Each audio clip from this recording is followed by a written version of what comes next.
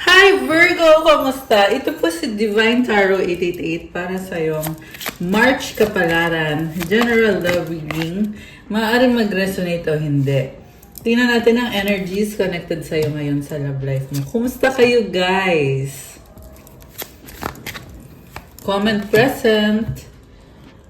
So, mukhang yung kadil mong person ngayon ay hindi yung tamang tao para sa'yo. First card is love yourself first. Your self-respect makes you more romantically attractive. You want to set boundaries. Gusto mo prioritize yung sarili mo ngayon.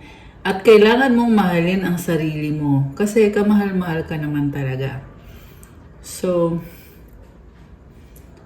sabi dito, mas minamahal mo yung sarili mo, mas lalo din na-attract sa'yo itong taong to. Pag minamahal mo yung sarili mo.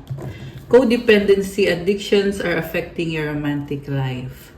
So, may unhealthy addiction yung taong kadil mo or codependent siya sa'yo. Pwede din namang baliktad. Pwedeng ikaw yung codependent sa kanya. Ibig sabihin, akala mo hindi mo kaya pag wala siya. Pero, kasinungalingan yun, Virgo. Kaya mo nang wala siya. Mahalin mo ang sarili mo. Dapat ang priority dito is ikaw at hindi yung taong yan. Kasi may nasasense akong manipulation eh. Minamanipulate ka niya para hindi ka maalis sa buhay niya, hindi ka mawala sa buhay niya. Release your ex. Ano to? Ano yung nasabi ko?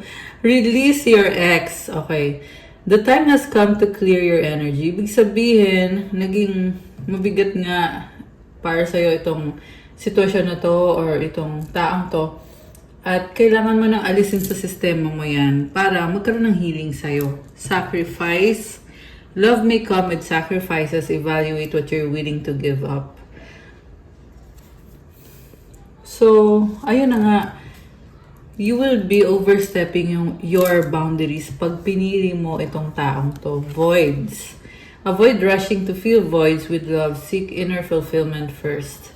So, mahalaga talaga na ayusin mo na yung sarili at huwag magpadalos-dalos sa mga desisyon when it comes to love. Proposal, an offer or proposal in the near future that comes as a surprise. Sa totoo lang, may posibilidad na magkakaroon ng reconnection sa inyo nitong ex mo or ex-person, someone from the past. Pero, syempre, kailangan mo pang i-process to kasi naging toxic nga itong taong to para sa'yo. So, kung mag-uusap kayo, okay lang yon para maunawaan ninyo ang isa't isa. Pero kung makikipag-ayos na ba kayo agad, yun yung tanong eh. Kasi codependent relationship to, kailangan mo munang matutunan tumayo sa sarili mong mga paa. Hindi to magre-resonate sa lahat, Virgo. So, huwag niyo po ipilit kung hindi po para sa inyo yung reading. May nakikita akong kasunduan pero hindi naman kayo masaya dito sa sitwasyon na to o sa taong ito. Nagkakasundo lang kayo. Pumayag kayo na makipagrelasyon or magkaroon ng koneksyon para may tumulong sa inyo.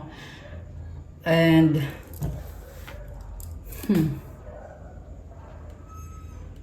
hindi ka nag-heal dito sa sitwasyon na to. So far ha. So far yan yung nakikita ko.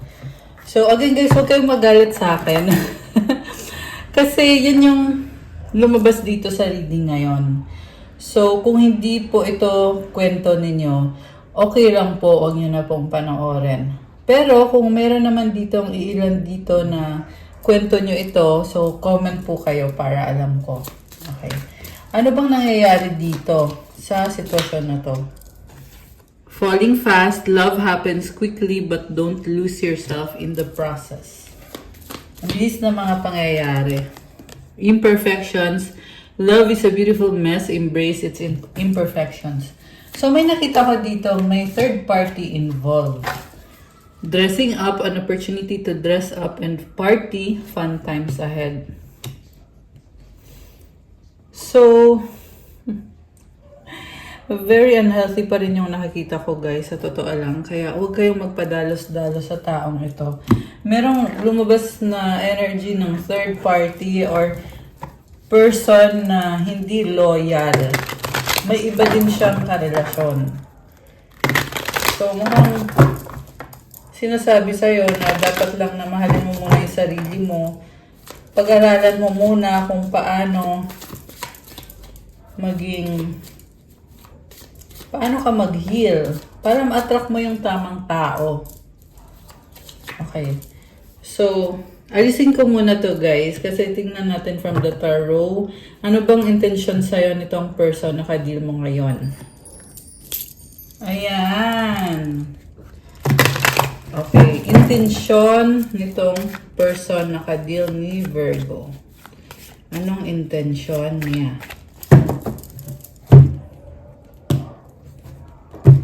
Okay. Oh! Sino to? Grabe. Una sa lahat, mahal ka niya. Masaya siya sa'yo. Pero,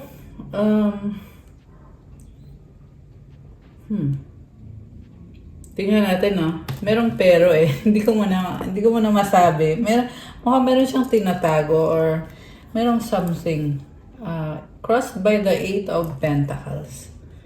Oh my gosh. Guys.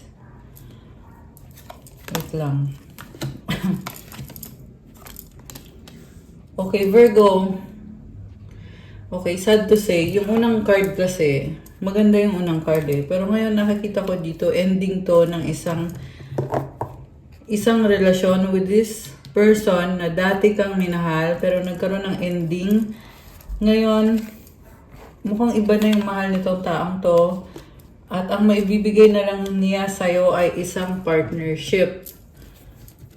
Kasi mukhang meron siyang responsibilidad or nagkakasundo kayo in terms of finances, stability, career.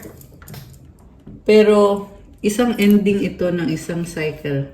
World card is the overall energy. Ibig sabihin, oo, nagkarelasyon kayo na tong taong to, pero iba na ngayon.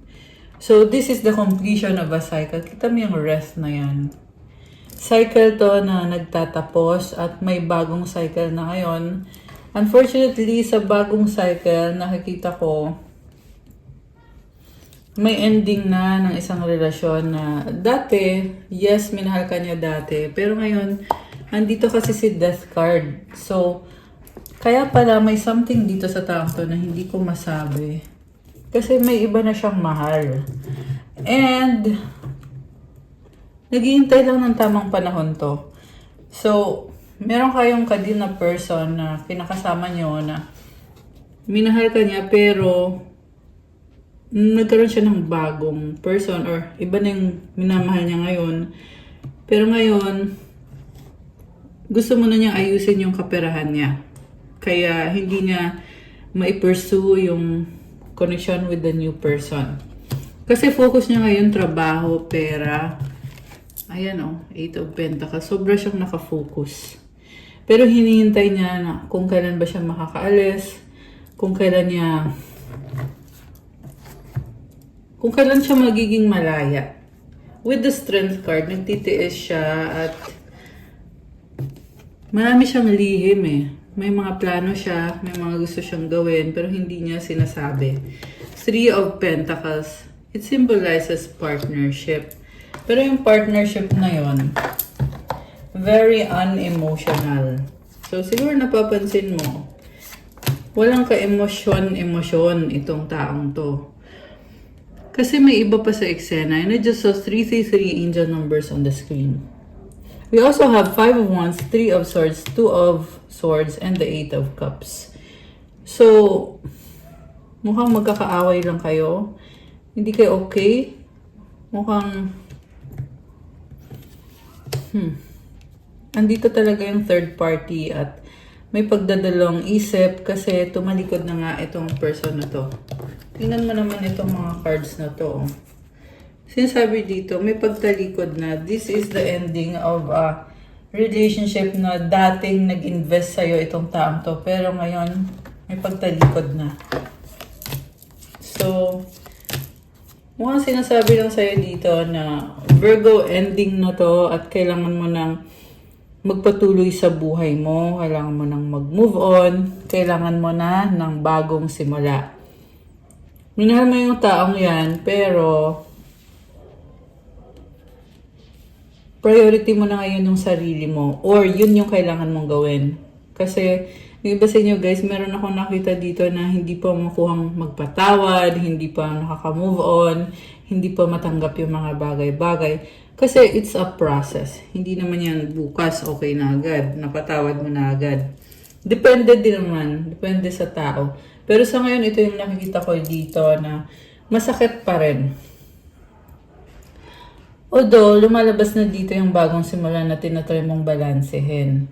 At parang nananahimik ka na lang ngayon. With this Four of Swords, pinipili mong mag-isa na lang at wag nang kumilos pa. Kasi mas gusto mo na maging safe ka. So, Ace of Pentacles and the Ace of Rods. Bagong simula na ito. And, may nakita ko dito na nagdadalawang isip kung magsisimula ba ulit or kung wag nang pansinin yung person mo. So, sa totoo lang, desisyon nyo naman ito. Hindi naman para ako magsabi sa'yo kung ano yung dapat.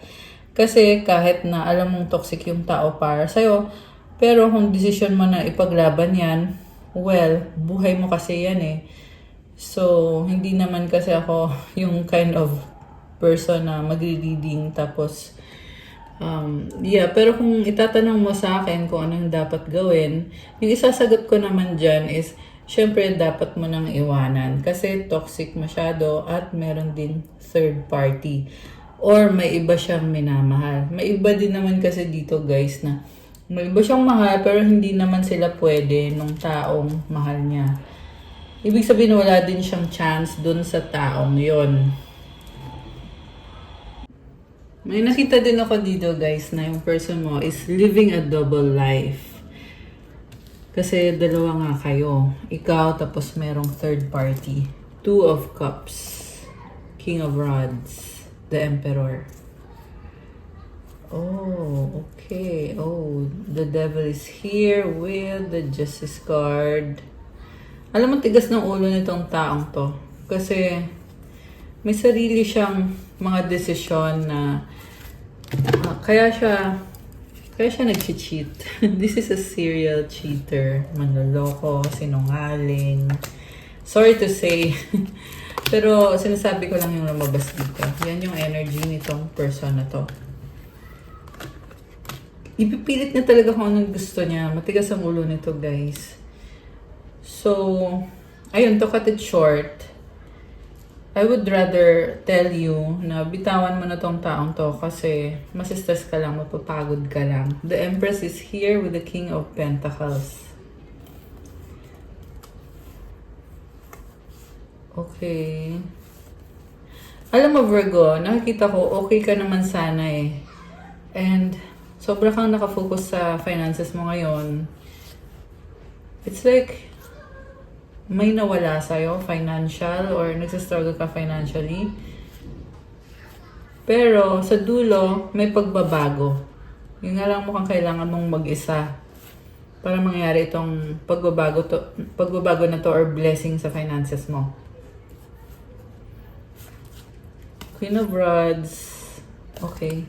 So, alam mo may struggle sa finances, pero sa dulo, magagawa naman ng paraan. Magiging okay ka naman. And by the way, yung energy mo dito is maganda. Physically, maraming na-attract ngayon sa'yo. So, merong malungkot dito.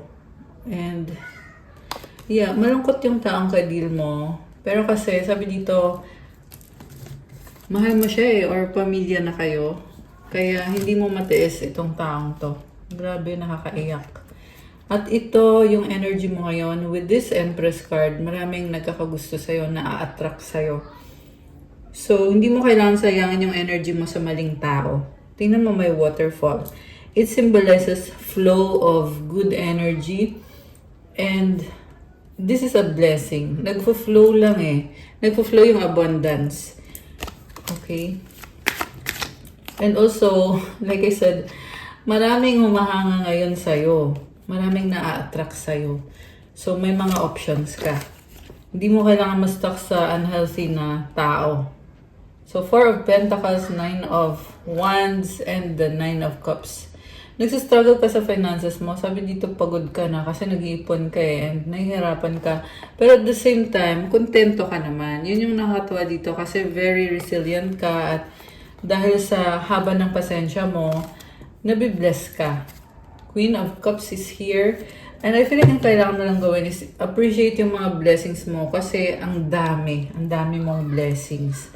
Kaya sabihin na natin, hindi mo nakukuha lahat ng gusto mong magkaroon sa financial or sa overall sa life mo. Pero kasi ang daming blessings.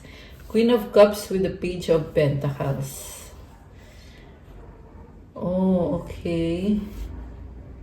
Meron dito naghihintay na magkaanak. Okay. Nababagalan, natatagalan.